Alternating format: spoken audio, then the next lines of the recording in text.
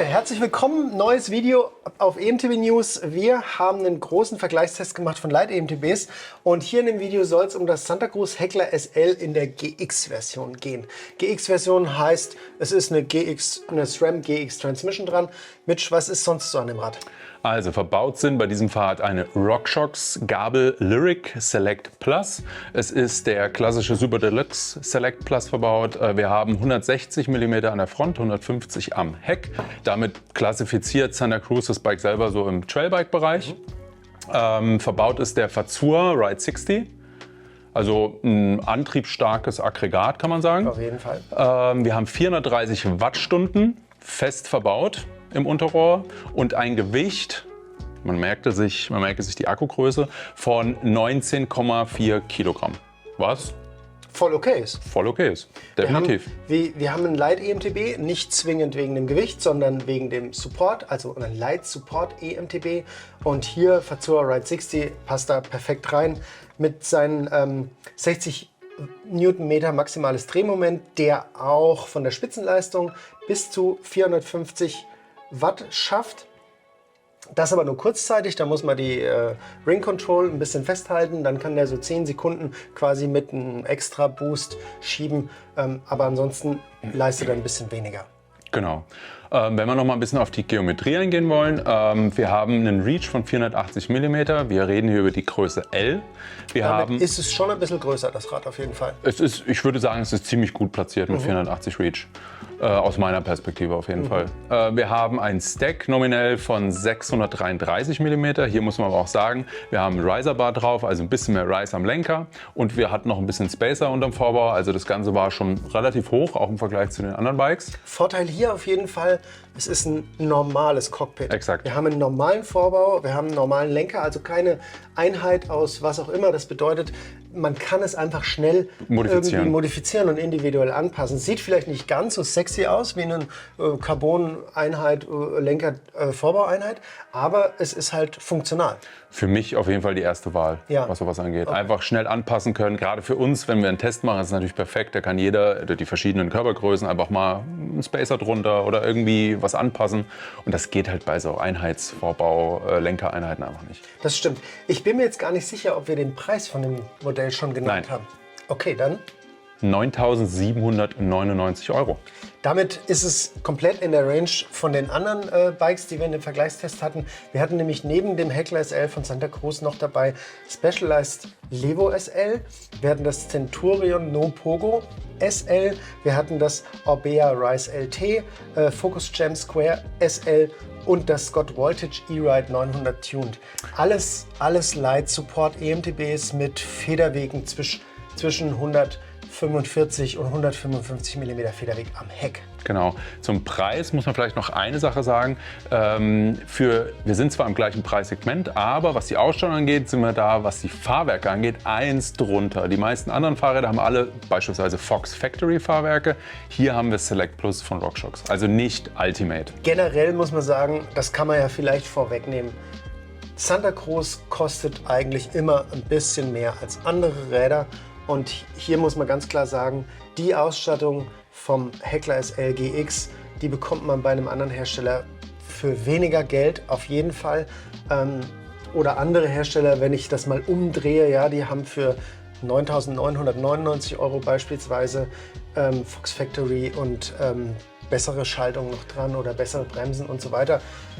Hier zahlt man schon auch ein bisschen, dass man ein Santa Cruz fährt. Dafür bekommt man aber ein Santa Cruz. Man muss aber auch dafür sagen, Santa Cruz ist auch dafür bekannt und ich finde das auch völlig gerechtfertigt. Die Rahmen, Details, die Verarbeitung, alles drum und dran ist schon sehr wertig und ich muss sagen, ist den Preis auch irgendwo auch wert. Also was mir bei Santa Cruz super gut gefällt tatsächlich, ich blicke ja immer durch meine E-Bike-Brille, aber wenn ich mir das Heckler SL, das Heckler MX, das Bullet anschaue, dann stehen die nebeneinander alle wie ein Bike. Die sehen alle optisch auf den ersten Blick ganz nah beieinander. Was ich super finde, der WPP-Hinterbau ist für mich persönlich einer der besten Hinterbaukonzepte, die wir so haben. Dazu im Test noch ein bisschen mehr gleich. Also ich finde Santa Cruz Räder schon ziemlich cool. Ja, noch ein, zwei Details vielleicht zum Fahrrad selber. Es ist als Mallet haben wir es gefahren, also 29 vorne, 27,5 hinten. Es kann aber auch als Full 29 gefahren werden. Gibt einen Flipchip, wo man das einen Flipchip dafür, genau. Und ja, ich würde sagen, alle weiteren Ausstattungsdetails gibt es auch beim Artikel. Genau, den posten wir hier auf jeden Fall mal dazu. Dann könnt ihr da reinklicken und euch da durchklicken. Es gibt unheimlich viele Fotos, lauter Detailinfos und alles, was ihr zu dem Rad wissen müsst. Zum Motor. Gibt es da irgendwas, was wir wissen sollten? Na, du bist da eher der Spezialist. Der Fazua Ride 60, was ich auf jeden Fall sagen kann, sehr kraftvoll, spritzig. Ich fand auch das Batteriemanagement, heißt also der Verbrauch, war super. Wirklich gut. Das hat mich sehr erstaunt. Ich bin ja ein recht schwerer Fahrer mit um die 100 Kilo. Und es dauert schon eine Weile, bis die LED-Lämpchen verschwinden auf dem Display. Und er schiebt. Ja? Ja. Das Einzige, was mir vielleicht nicht so gefällt, ist diese Ring Control. Die ist so ein bisschen zu Plastik. Ja, ich glaube, also motorentechnisch bin ich komplett bei dir. Ist für mich auch einer der besten Light-Support-Motoren, den wir haben. Der Rest, also die Anschlusskette, die hinkt so ein bisschen. Also ich finde, der LED-Controller, der wird dem nicht so gerecht, ne, der Performance. Überhaupt nicht. Also der LED-Controller, der liegt ja oder der LED-Hub ist im Oberrohr. Der ist halt einfach aus Plastik. Fertig aus Ende. Der hat eine USB-C-Schnittstelle. Das muss man so rausklappen. Nachteil, es kann halt auch klappern, was bei uns passiert ist so ein bisschen. Wir haben es dann ein bisschen abgeklebt, um das Ganze zu verhindern. Kann nur daran hängen, ich hatte es bis dato bei keinem Rad, aber es passiert.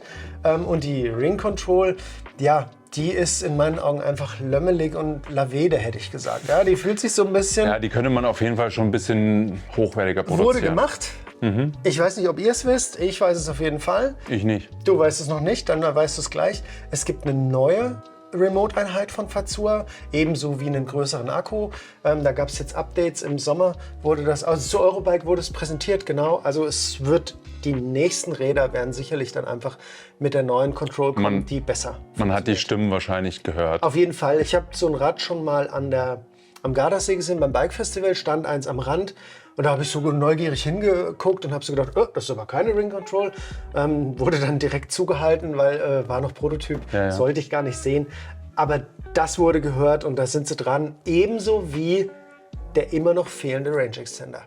Fazua hat keinen Range Extender, was für mich persönlich echt so ein starker Minuspunkt ist am gesamten Konzept von dem Rad. Klar, der 430 Wattstunden Akku hält lang, funktioniert sehr gut, weil der Motor halt einfach das Ganze gut nutzen kann. Ja. Aber trotzdem möchte ich die Möglichkeit haben, meine Akkukapazität zu modulieren. Und alle anderen können es halt. Und hier fehlt der Range Extender. In die Wunde, liebe Fazua-Ingenieure, muss ich noch mal reingickeln.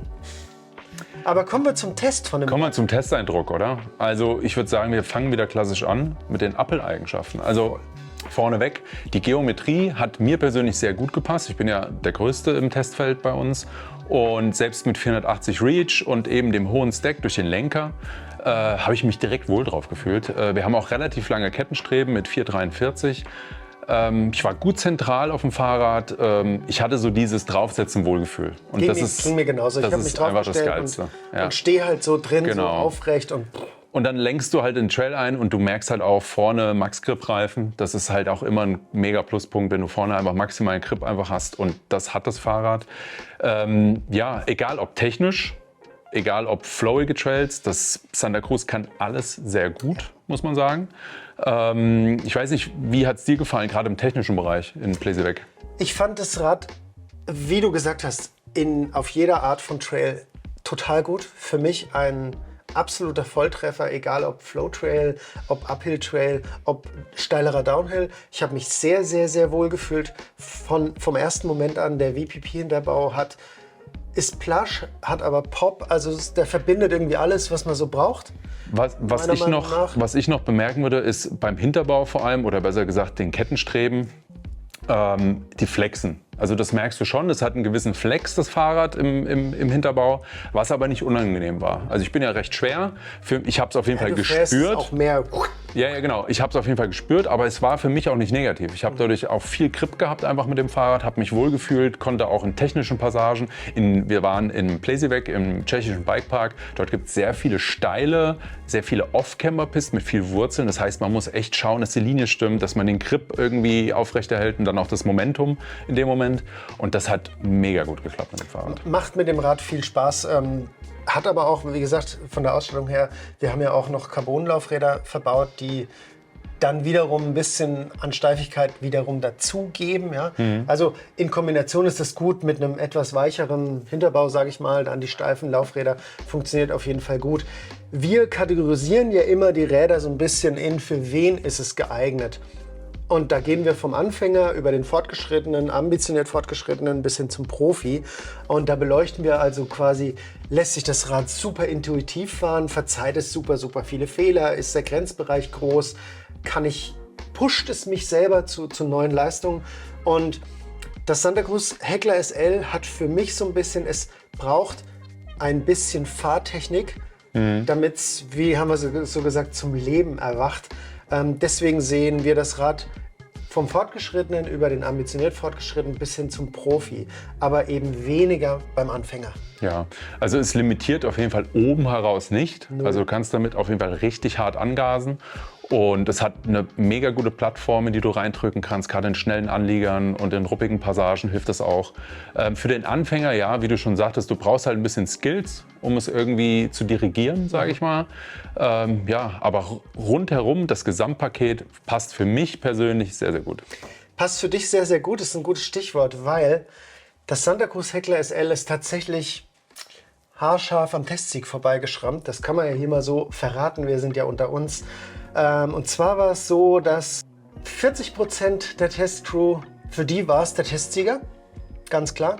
Und oder sagen wir 45% der Testcrew und 55% der Testcrew, für die war es ein anderes Rad. Und da war das Zünglein an der Waage tatsächlich die fehlende Eignung für Anfänger, der fehlende Range Extender und die teilweise verbauten Parts, die einfach eine Nummer drunter waren, unter anderen Rädern, muss man ganz klar sagen. Ja, man muss aber wenn wir es irgendwie mal filetieren, in emotional, wie hat sich's gefahren, dann hätte das Santa Cruz Heckler SL auf jeden Fall der Testsieger werden können. Hätte auf jeden Fall weil von der Fahrperformance gewinnen können, ja. Ganz oben.